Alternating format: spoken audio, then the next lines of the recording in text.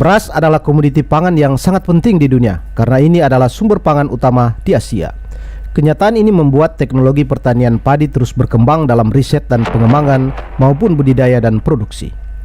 Berbagai strategi dan kebijakan dibuat oleh setiap negara dan institusi terkait untuk memaksimalkan pertanian padi dan produksi beras, terutama di negara-negara dengan konsumsi yang tinggi seperti China, India, Indonesia, dan lain-lain. Selain untuk pemenuhan kebutuhan dalam negeri, beberapa negara juga menjadikan beras sebagai komoditi perdagangan antar negara karena mereka menyadari bahwa posisi beras sangat penting dalam perdagangan internasional dengan pangsa pasar yang besar.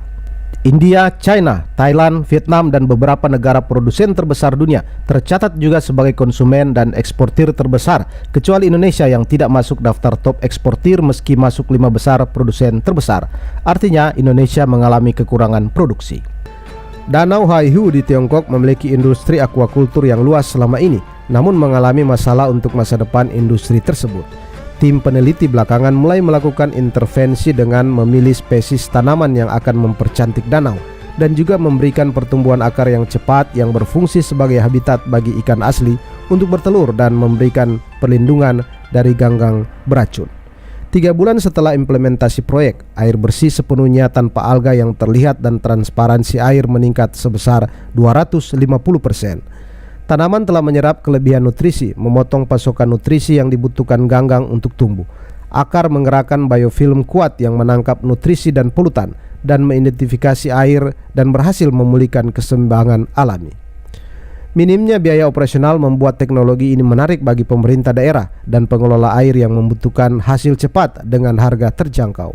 Manfaat lahan basah terapung lebih dari sekedar meningkatkan kualitas air, dengan juga berfungsi sebagai habitat bagi beragam fauna air, memungkinkan dimulainya pemulihan ekosistem perairan. Sejauh ini Aqua Biofilter telah melakukan beberapa proyek pertanian lahan basah terapung yang menarik, termasuk menanam padi terapung, menanam tumbuhan di kolam aquaculture, dan lain-lain. Proyek berskala besar dengan lahan basah terapung besar dengan tanaman, pengembangan perkotaan di saluran air di kota-kota besar untuk mempromosikan pengolahan air dan konservasi saluran air perkotaan. Proyek ini juga memasukkan biodigester untuk meningkatkan kualitas air, mendaur ulang biomasa, dan menghasilkan panas dan listrik lokal.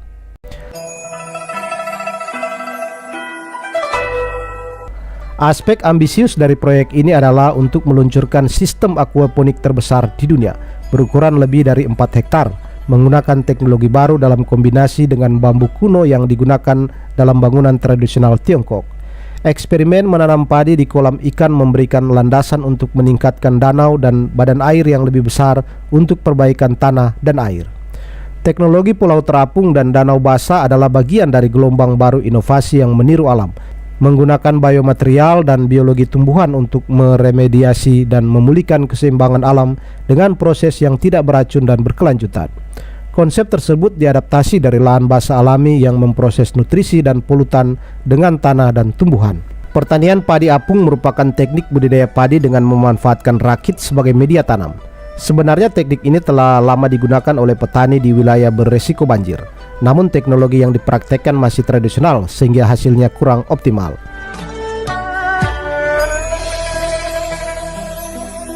Salah satu model rakit yang modern yakni dibuat menggunakan bahan lembaran styrofoam atau busa, atau juga bahan lain yang bisa mengapung yang dilubangi dan diatur dengan bahan penjepit sederhana.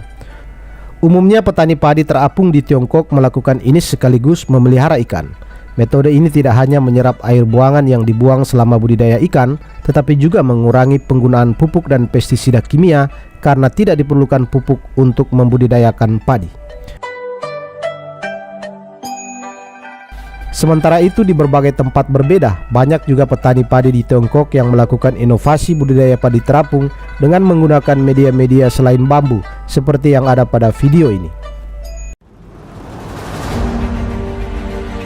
Sementara itu di belahan bumi lainnya, para ilmuwan lain juga telah menciptakan beras yang tahan garam dalam beberapa tahun terakhir untuk mengatasi perubahan iklim dan telah melewati berbagai eksperimen di lahan-lahan dengan salinitas tinggi.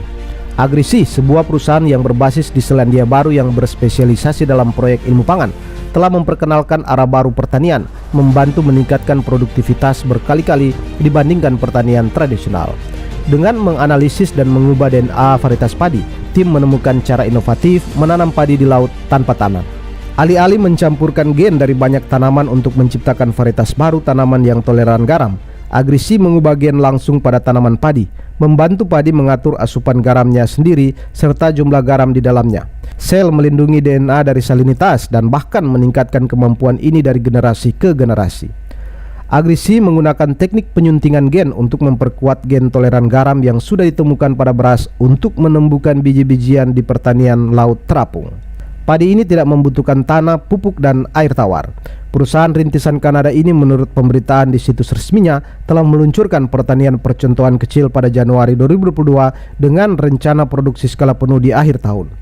Agrisi percaya bahwa padi hasil rekayasa gen mereka yang ditanam di lautan dapat membantu memerangi kelaparan dan meringankan berbagai masalah lingkungan. Aspek inovatif lain dari teknologi Agrisi adalah penggunaan bakteri yang mengkolonisasi akar, memberi nutrisi mikro yang diperlukan tanaman sambil mengambil keuntungan dari komponen seperti karbohidrat yang disediakan oleh tanaman. Kolonisasi menyediakan tanaman dengan mekanisme pertahanan mereka sendiri terhadap potensi hama juga. Hubungan simbiosis antara akar dan bakteri ini memungkinkan tanaman terhindar dari pupuk kimia yang merusak ekosistem air laut di mana bakteri hanya bertahan hidup di akar tanaman. Selain itu, pertanian laut Agrisi tahan terhadap bencana lingkungan karena dapat dipindahkan jika terjadi cuaca ekstrim, menghasilkan panen yang andal sepanjang tahun. Agrisi telah melakukan uji coba di ruang penelitian dan selanjutnya akan mereplikasi varietas padi tersebut. Perusahaan berencana untuk menghubungi negara-negara penanam padi dengan wilayah laut yang luas seperti Vietnam, China, Bangladesh, atau di negara-negara beriklim sedang seperti Amerika Serikat, Jepang, Chile, dan lain-lain untuk membuka lahan baru pertanian padi terapung di laut. Pendiri Agrisi mengharapkan beras berbasis laut mereka memiliki hasil yang lebih besar daripada yang diproduksi secara konvensional.